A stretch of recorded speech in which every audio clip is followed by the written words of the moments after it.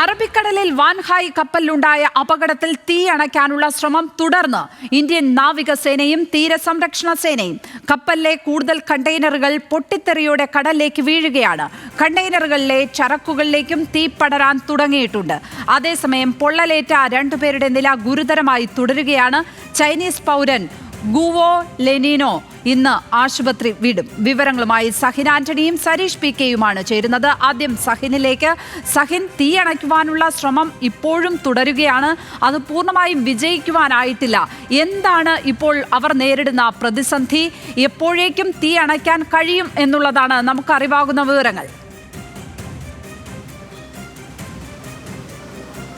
Lakshmi Padma, Wan Hai 503 എന്ന് പറയുന്ന ആ കപ്പൽ, ഇതിന് തീ പിടിച്ചിട്ട് ഇപ്പോൾ 43 മണിക്കൂർ പിന്നിട്ടിരിക്കുന്നു. ഈ 43 മണിക്കൂറായും കപ്പൽ ഇങ്ങനെ നിന്ന് കത്തുകയാണ്. കപ്പലിലെ ചരക്കുകൾ കത്തി തീരാറായി എന്നുള്ളതാണ് മനസ്സിലാക്കാൻ കഴിയുന്നത്. അതിലെ കണ്ടെയ്നറുകളിലേക്ക് തീ പടർന്നിരിക്കുന്നു. പല കണ്ടെയ്നറുകളും പൊട്ടിത്തെറിയോടുകൂടി തീ പടരുകയാണ്. ഇപ്പോൾ തീ പടരുന്നതിന് അല്പം ശമനമുണ്ടായിട്ടുണ്ട് എന്നുള്ളതാണ് ഏറ്റവും ഒടുവിലായി ലഭിക്കുന്ന വിവരം. പക്ഷേ കാര്യമായ പുകയുണ്ട്. ഇന്ത്യൻ കോസ്റ്റ് ഗാർഡിൻ്റെയും ഒപ്പം തന്നെ ഇന്ത്യൻ നാവികസേനയുടെയും എല്ലാം കപ്പലുകൾ, 6ഓളം കപ്പലുകളാണ് അർണിവേഷ്, സത്ലജ് അടക്കമുള്ള 6ഓളം. സത്ലജ് അല്പനേരം മുൻപ് കൊല്ലം ഭാഗത്തേക്ക് പോയെങ്കിലും മറ്റ് 6 കപ്പലുകളാണ് ഇപ്പോൾ അവിടെയുള്ളത്. ഈ കപ്പലിനെ തണുപ്പിക്കുന്നതിന് വേണ്ടിയുള്ള ശ്രമങ്ങളാണ് നടത്തിക്കൊണ്ടിരിക്കുന്നതും. തീ പിടിക്കുന്നിടങ്ങളിലേക്ക് ഫയർ ഫൈറ്റ് നടത്തുന്നതിന് പകരം തീ എത്താത്ത ഇടങ്ങളിലേക്ക് ഫയർ ഫൈറ്റ് നടത്തി ആ ഭാഗങ്ങളിലേക്ക് തീ എത്താതിരിക്കുന്നതിനുള്ള ശ്രമങ്ങളാണ് നടത്തിക്കൊണ്ടിരിക്കുന്നത്. അത് കാര്യമായി തന്നെ മുന്നോട്ട് പോകുന്നുണ്ട്. ഒപ്പം തന്നെ എടുത്തു പറയേണ്ട ഒരു കാര്യം, ഡ്രോണിയർ വിമാനങ്ങൾ ഇന്നും ഇന്നലെയുമായി അവിടെ നിരീക്ഷണം നടത്തുകയാണ്. ഇനി ഡ്രോണിയർ വിമാനങ്ങൾ പുതുതായി തിരികെ കൊച്ചിയിലേക്ക് എത്തിയാൽ മാത്രമേ കൂടുതൽ വിവരങ്ങൾ കൈമാറാൻ കഴിയുകയുള്ളൂ. ഏറ്റവും ഒടുവിലായി ലഭിക്കുന്ന വിവരങ്ങൾ അനുസരിച്ച് ഇപ്പോഴും കണ്ടെയ്നറുകളിൽ പൊട്ടിത്തെറികൾ ഉണ്ടാകുന്നുണ്ട്. നമ്മൾ നേരത്തെ മനസ്സിലാക്കിയത് വെച്ച് നോക്കുകയാണെങ്കിൽ 140ഓളം കണ്ടെയ്നറുകൾ ഏത് സമയത്തും അപകടം സംഭവിക്കാവുന്ന തരത്തിലുള്ള പരിസ്ഥിതിക്കും മനുഷ്യർക്കുമെല്ലാം വലിയ ദോഷമുണ്ടാക്കുന്ന കണ്ടെയ്നറുകളാണ്. അത് തന്നെ അതിലേക്ക് തീ പടർന്നു കഴിഞ്ഞാൽ സ്വാഭാവികമായും വലിയ ആഘാതങ്ങൾ ഉണ്ടാകും. അങ്ങനെ തീ പടരാൻ തുടങ്ങിയിരിക്കുന്നു എന്നുള്ളതാണ് മനസ്സിലാക്കേണ്ടത്. ഒപ്പം തന്നെ കടലിലേക്ക് തീ പിടിച്ച കണ്ടെയ്നറുകൾ കടലിലേക്ക് വീഴുന്നതും വർദ്ധിച്ചു വരുന്ന ഒരു സാഹചര്യമാണ് ഇപ്പോഴുള്ളത്. ലക്ഷ്മി, സരീഷ് കൂടി ചേരുന്നുണ്ട്. സരീഷ്, ഈ രക്ഷപ്പെട്ട ആളുകളുടെ ആരോഗ്യസ്ഥിതി എങ്ങനെയാണ്? ഇനിയും ആളുകളെ കണ്ടെത്താനില്ലേ? അവർക്കായുള്ള തെരച്ചിൽ ഏത് തരത്തിൽ നടക്കുന്നു?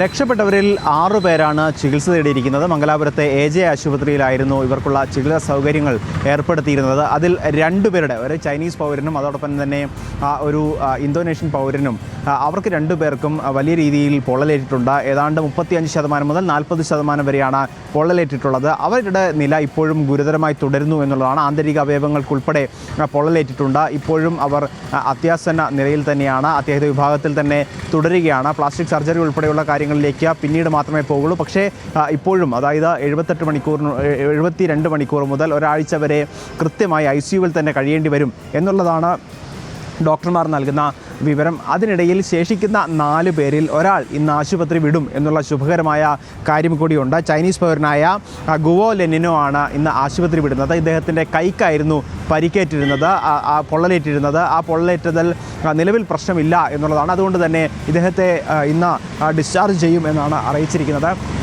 അതോടൊപ്പം തന്നെ ശേഷിക്കുന്ന 3 പേർ കൂടിയുണ്ട്. ആ 3 പേരിൽ ഒരാൾക്ക് കൈക്കും ഒരാൾക്ക് കാലിനും മറ്റൊരാൾക്ക് മുഖത്തുമാണ് പരിക്കേറ്റുള്ളത്. ഇവരെന്തായാലും നിരീക്ഷണത്തിൽ തുടരുമെന്നുള്ളതാണ്. പക്ഷേ ICUവിലോ അല്ലെങ്കിൽ മറ്റേതെങ്കിലും രീതിയിൽ പ്രവേശിപ്പിക്കേണ്ടതില്ല. അവർ റൂമിലേക്ക് മാറ്റിയിട്ടുണ്ട്. പക്ഷേ ഇവരുടെ നിരീക്ഷണം തുടരുമെന്ന് തന്നെയാണ്.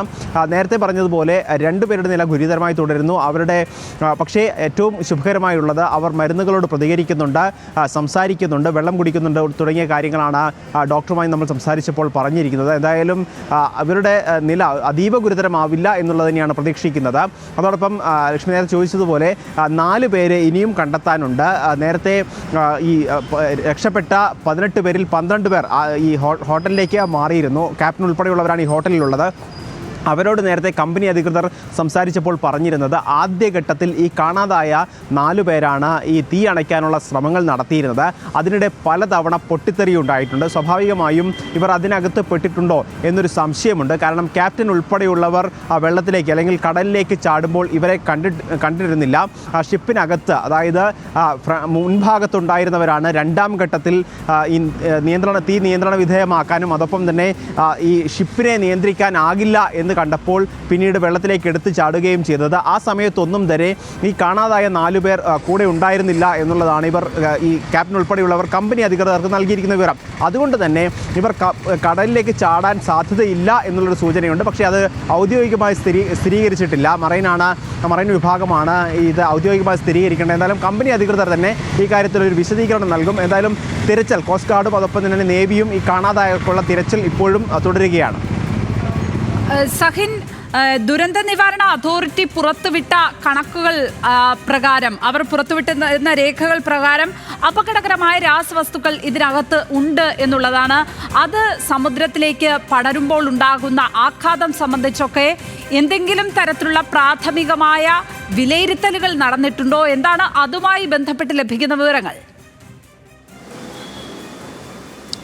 ലക്ഷ്മി സൂചിപ്പിച്ചതുപോലെ തന്നെ ദുരന്ത നിവാരണ അതോറിറ്റിയും ഒപ്പം തന്നെ കസ്റ്റംസിന് ലഭിച്ചിരുന്ന ലിസ്റ്റ് ഉണ്ടായിരുന്നു, മാനിഫെസ്റ്റോ ഉണ്ടായിരുന്നു. അതിലും ഇത്തരം കാര്യങ്ങൾ തന്നെയാണ് പറയുന്നത്. കസ്റ്റംസിൻ്റെ ഒരു കാർഗോ മാനിഫെസ്റ്റോയിൽ പറയുന്ന കാര്യങ്ങൾ എങ്ങനെയായിരുന്നു? 140 കണ്ടെയ്നറുകൾ, ആ കണ്ടെയ്നറുകളിലെല്ലാം തന്നെ പ്രകൃതിക്ക് ഗുരുതരമായ മലിനീകരണ ഭീഷണി ഉയർത്തുന്ന വസ്തുക്കളും ദ്രാവകങ്ങളും എല്ലാമാണ് അതിനകത്തുള്ളത് എന്നുള്ളതാണ്. അത് തന്നെ നമ്മൾക്കറിയാം.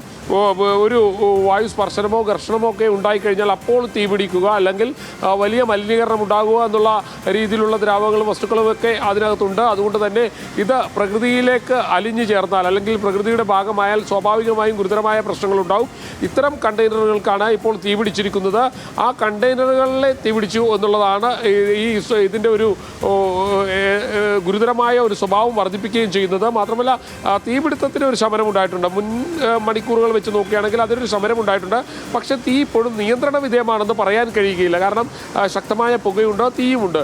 പക്ഷേ മുൻപുണ്ടായിരുന്ന മണിക്കൂറുകളിൽ നിന്നും തീയുടെ തീവ്രത അല്പം കുറഞ്ഞിട്ടുണ്ട് എന്ന് മാത്രമേ ഈ ഘട്ടത്തിൽ പറയാൻ കഴിയുകയുള്ളൂ. ലക്ഷ്മി, തീർച്ചയായും കൂടുതൽ പഠനങ്ങൾ, പരിശോധനകൾ ആവശ്യമുണ്ട്. ഈ ആശങ്കകൾ ദൂരീകരിക്കുന്നതിന് പരിസ്ഥിതിക്കും മനുഷ്യനും ഒരുപോലെ ദോഷം ചെയ്യുന്ന വിധത്തിലുള്ള രാസവസ്തുക്കൾ കടലിലേക്ക് കലർന്നിട്ടുണ്ടോ എന്നുള്ള സംശയം ഈ ഘട്ടത്തിൽ നിലനിൽക്കുന്നുണ്ട്. അതുകൊണ്ട് തന്നെ വലിയ തരത്തിലുള്ള പരിശോധനകൾ, പഠനങ്ങൾ ആവശ്യമുണ്ട് എന്നത് തന്നെയാണ് ഈ ഘട്ടത്തിൽ പറയാനുള്ളത്. സഹിൻ ആന്റണിയും സരീഷ് പി കെയുമാണ് വിവരങ്ങൾ പങ്കുവച്ചത്.